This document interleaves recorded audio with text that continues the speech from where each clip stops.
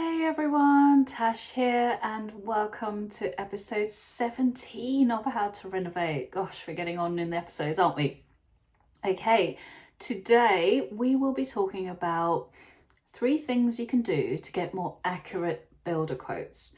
So this is quite a big one because the builder quotes are kind of make or break, aren't they? You need to know how much this new dream home is going to cost you, and sometimes I find the kind of anxiety of waiting for those quotes, whether it's a renovation for myself or for the clients, and when you get them and you kind of scarily open up the email and scroll down to the end to see what that big figure is going to be, can be quite scary. So it's really good to be able to get accurate quotes, or as accurate as you can, because in the world of renovations, so many things can be unexpected, can come up. There might be things you didn't realize you needed to pay for, or things, professionals you didn't realize need to be involved. So getting those all important quotes done accurately, it's very important so that you can plan ahead and plan for your renovation properly. And getting quotes in can take quite a long time. Usually it's a lot of work for a contractor to prepare a quote. So it could take a couple of months sometimes. So, you're waiting a long time for these quotes, and sometimes you get them in and you find that the builder's not even quoted accurately for it. So you're in a position where you've wasted time, where you could perhaps have started by then, or made your decision, but then you have to kind of go back and make adjustments. So it's really important to provide enough information so that you can get those quotes back accurately from each contractor. And also you want to be in a position where you can compare them like for like, which is also really important. So if it's a large renovation project, usually, to quote completely accurately, the contractors will ask for the architect's detailed construction drawings.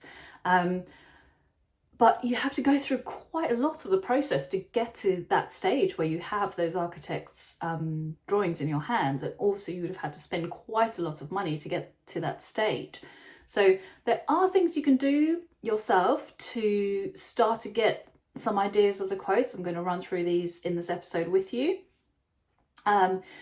So if you do these things, you'll get quite a good ballpark figure to work on.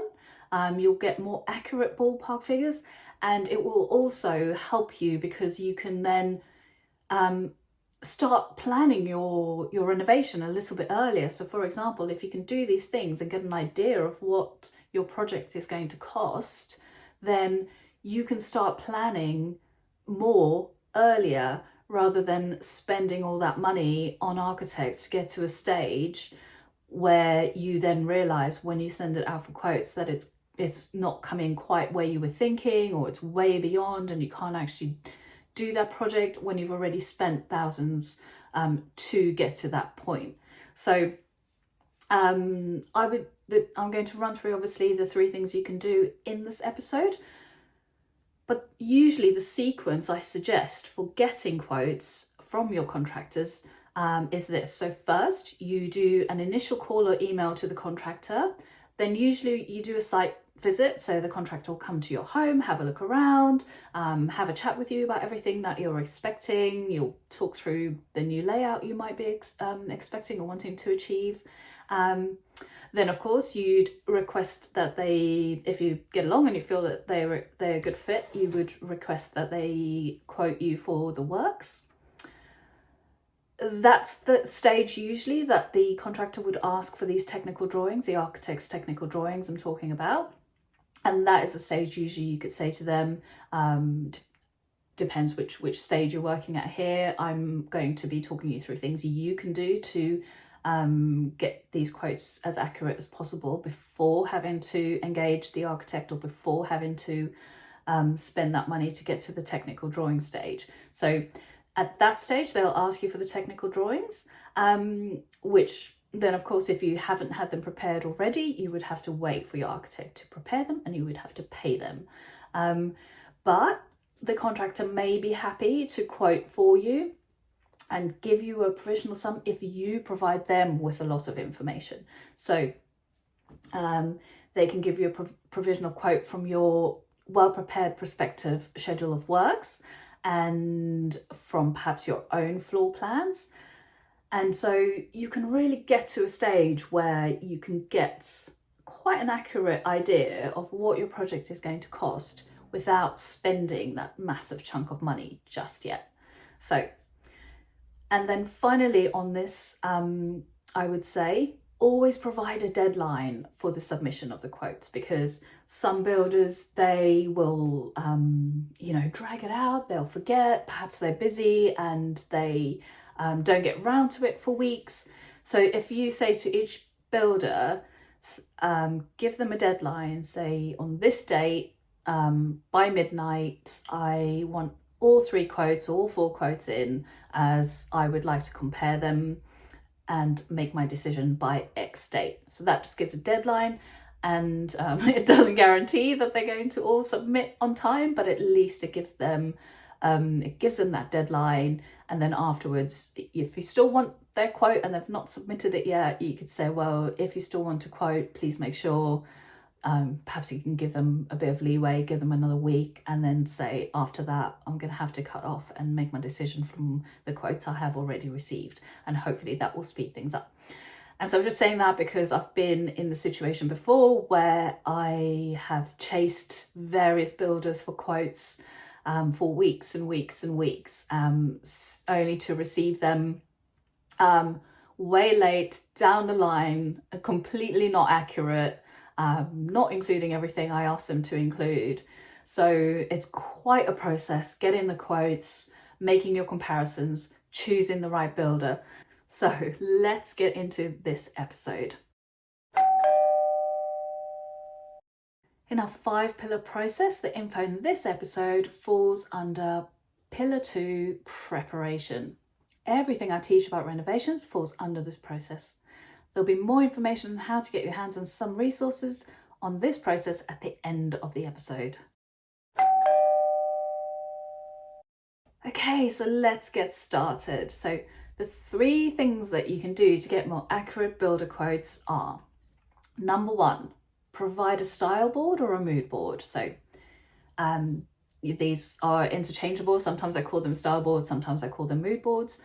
But basically it is a document which shows a selection of images of what you are expecting and what you like and what you would like to see in your project. So this one might be a bit unexpected. I understand that you're thinking probably, why would I give a builder a style board? But when I work with clients, nothing gives me a better idea of what they have in mind for their new home than a style board. And if you're clever with how you create these style boards or these mood boards, you can make them really practical and really intentional. So you can include, images of real things. So you can include images of actual items you want in your home. So you may have, at this stage where you're asking for quotes, already thought about which kitchen you want, which bathroom you want, which appliances you want, and you can include the images and those links into the style board. And then this just gives a visual representation to whoever you're talking about your project, your builder, your architect, anyone else involved. It gives them an actual visual representation of what is in your mind. And the way that the mood boards help you to get accurate quotes from your builder is because they can, from your style board, if it's done well, they can see the spec that you might be expecting. They can see the types of fixtures and fittings that you are expecting and that you want, the kitchens, the bathrooms, the lighting, and then this all gives them a clear idea of what electrics might be needed, what sorts of plumbing might be needed. Just for example, it might be, you have chosen a wall hung toilet over a floor standing toilet, so then they can see that they need to allocate the labour and the materials for that. So there's hundreds of examples I can come up with there, but from visually seeing what you've chosen and what you want, they can then quote accordingly. They'd also be able to see the sizes of things. For example, I even suggest selecting your tiles at this stage, this early. So this is important because they can then see the different sizes they need to lay, the different amounts of labour or skill. For example, if you're wanting herringbone patterns, that takes more time, it takes more skill, it takes more cutting. So if these things are all visually there on your boards, on your mood boards, and I would suggest doing a mood board for each room that you're wanting to renovate, so that they get a clear idea of every single room that they need to quote for, and they will itemize their quote, or they should itemize their quote, and then that will make it easier for you to compare your quotes from all your contractors when they come in. Now, I've got a really great masterclass actually on creating style boards, and I am totally not about just chucking some beautiful images at a page to create a style board or a mood board. The masterclass is called How to Create Strategic and Intentional Style Boards. And once created, these style boards, if done properly, as in the masterclass, they are so valuable. They serve as such a valuable resource and a guide, throughout your whole renovation, because not only is it a visual representation and an inspiration source for your entire renovation, but you can refer to it throughout the entire renovation process.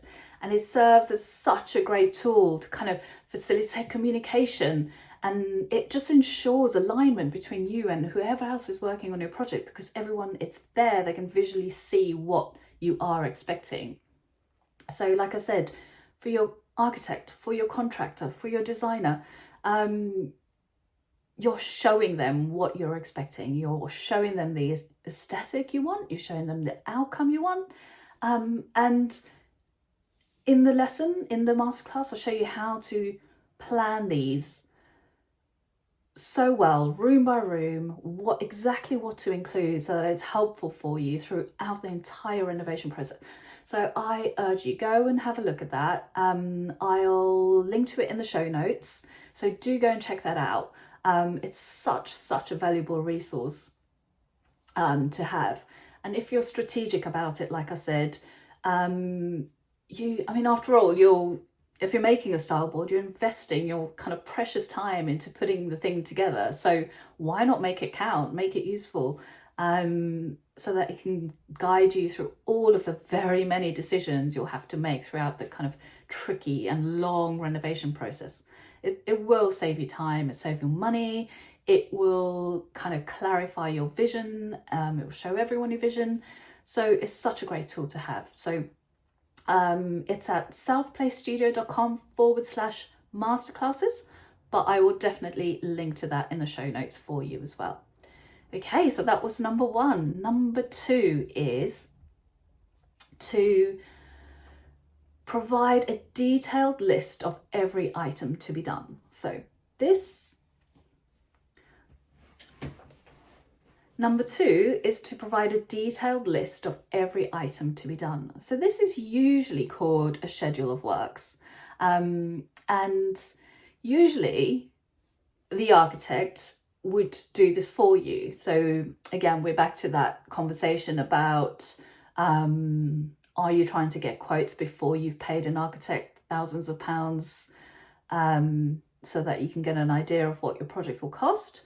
Or will you do some of this work yourself to get to a stage where you can get quite an accurate figure to help you make the decision on whether to go ahead with your renovation project, whether you need to make some changes, and so on. So this will take some time, and it can be a bit tedious, I won't lie to you, but it will be worth it, because it will clarify not only for the builder or the contractor what you're expecting to be done, but also for yourself what needs to be done. And so it will show kind of line by line what you're expecting a cost for. And what it really does help with also, which I find is a huge issue with builder quotes, is inclusions and exclusions. And if you are thinking through every single thing that needs to be done, it leaves less kind of room for error, less margin of error for exclusions, because you're clearly noting down everything that you want to be done and costed for. And if the builder doesn't put a cost next to that line item, you can then go back to them and say, look, are you excluding this, or is it included elsewhere? Is there an extra cost for this?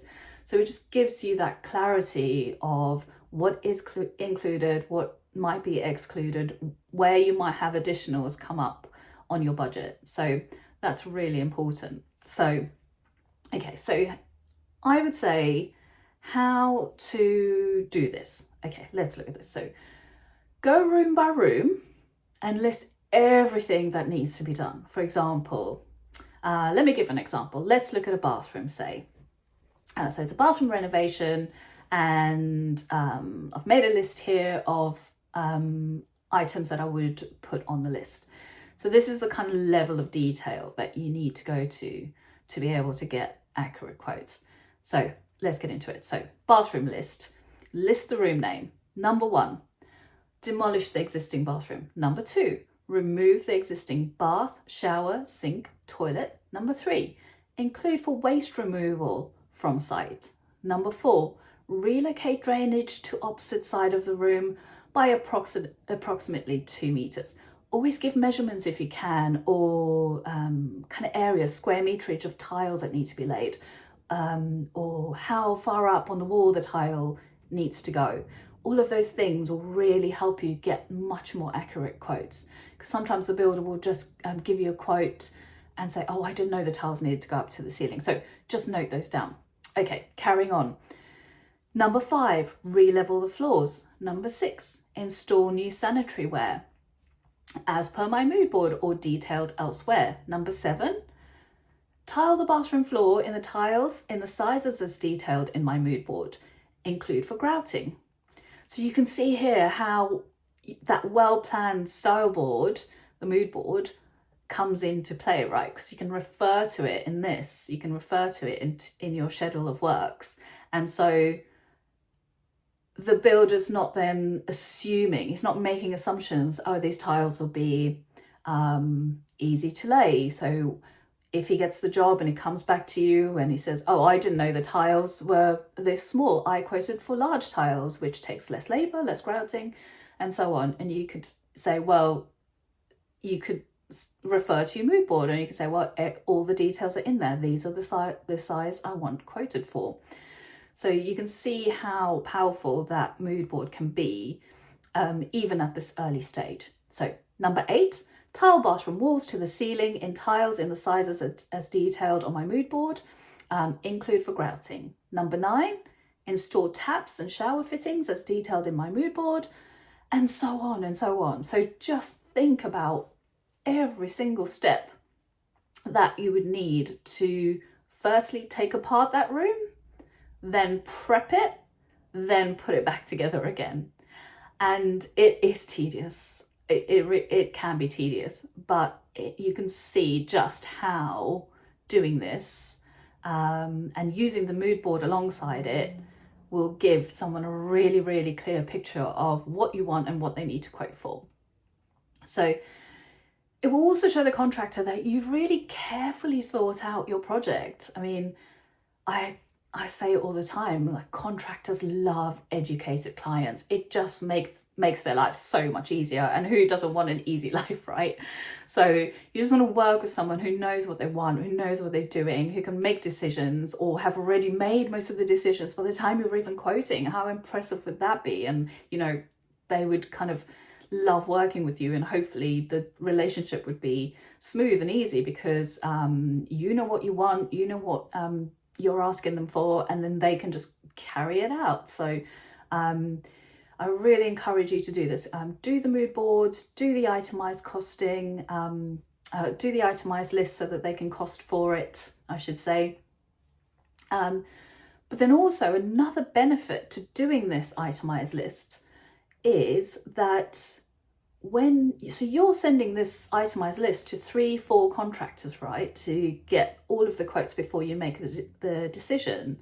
And if you encourage each one to only use your template or your list to quote, then when it comes to comparing, that makes that job so much easier. So even though you're spending time now, when you come to comparing the quotes, it's going to save you time then, because if you don't do this and each contractor quotes, I have seen ridiculously different ways of quoting.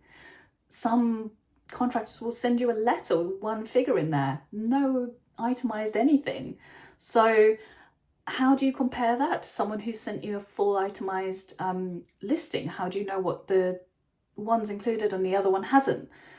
Without going back and forth a number of times, asking one or the other to requote or break it down or add for this or take off that. So doing it this way just makes sure that each contractor is working on the same document, the same template, and when it comes to it, you can easily look at all 3 or all 4 like for like, and that will make your decision a lot easier on which one to choose, which one to go with. And yet another benefit of doing this is it will help you with your budgeting. So when you're down the line, when the process has started and you're in the construction phase, let's say, you've got your line for line items. And when it comes to tracking your budget and making sure that your budget stays on track for your projects, having a cost allocated to each job that needs to be done will help you kind of manage your budget. So if, for example, you need to compromise or you need to eliminate something because you've had an unexpected cost come up elsewhere, you can then look at the actual figures and make those adjustments quite easily, because you can see easily, I could save 2,000 there, I could save 1,000 there if I compromise here, if I get different flooring or whatever it may be. It makes it so much easier to kind of track and manage your budget. I just did an episode, if you go to episode 14, how to deal with budget overrun, you will see there I make some suggestions on how to track your budget, and this in turn will really, really help with that. So starting from this really clear point with your contractors right at quoting stage is such a benefit in so many ways. So I really, really urge you to do this, as tedious as it may sound. And that brings us on to number 3, the last thing in this episode on what you can do to get more accurate builder quotes. So number 3 is to provide floor plans. So when your contractor came to your home and did the site visit, you more than likely discussed your new floor plans, your dreams for your new home, where you wanted what, and your new layout and so on. But I very strongly suggest that you follow up with some drawings and sketches, because the contractor would have probably quoted for many different jobs, seen many different people that week or that month, and they might not exactly remember what you talked about. So I always suggest following up with some sketches or floor plans.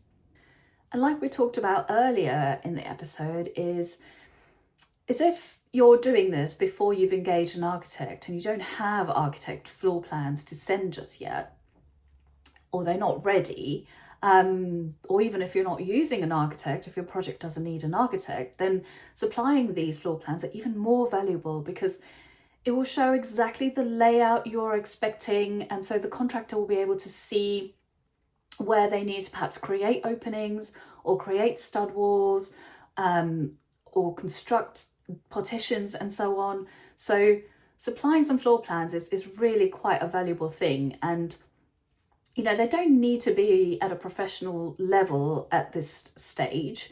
They can be kind of ones you've done yourself. They could be perhaps your agent floor plans with some adjustments done on them. When I say agent floor plans, I mean the estate agent, perhaps when you bought your property, sometimes online. If you go online, you can sometimes find some floor plans for your property, or you might have some from when you bought your home.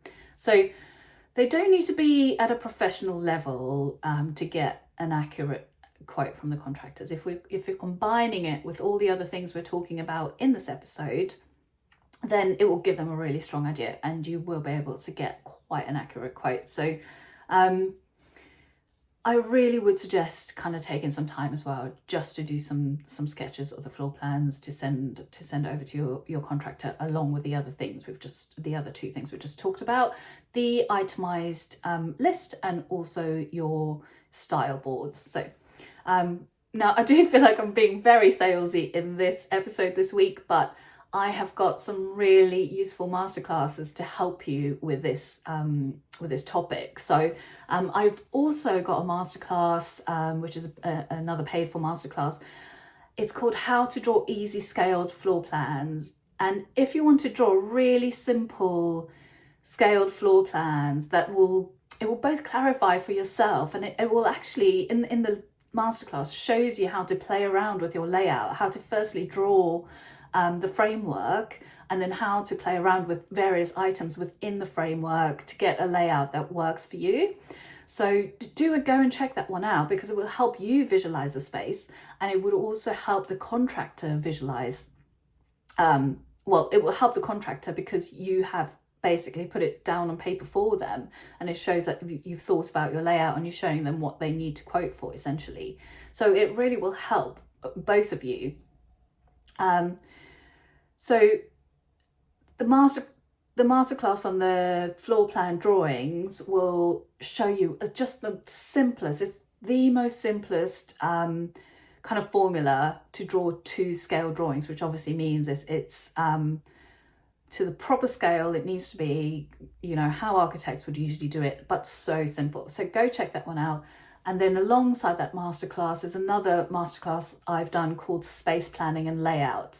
And this is really great if you're not sure what to do with your space, because it will walk you through layout planning. So if you're configuring rooms, configuring a few rooms or a floor of your house, or even the entire home, that masterclass is great because it talks you through so many elements you need to consider to get a really great layout. And it's got kind of minimum measurements in there.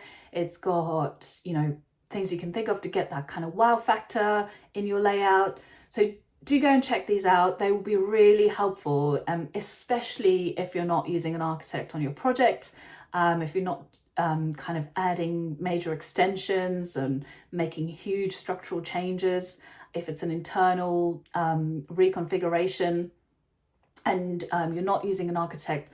Do go and check out these masterclasses. They will really, really help you, and they will really set you up for kind of have that good base to work from, to start your project like really confident and with a really clear vision of what you want to achieve for your home. So go to southplacestudio.com/masterclasses.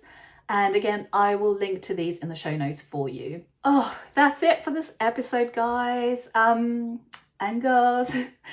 So it's really, really quite a lot of work, I'll be honest and say, here in this episode for you if you want to get those accurate builder quotes.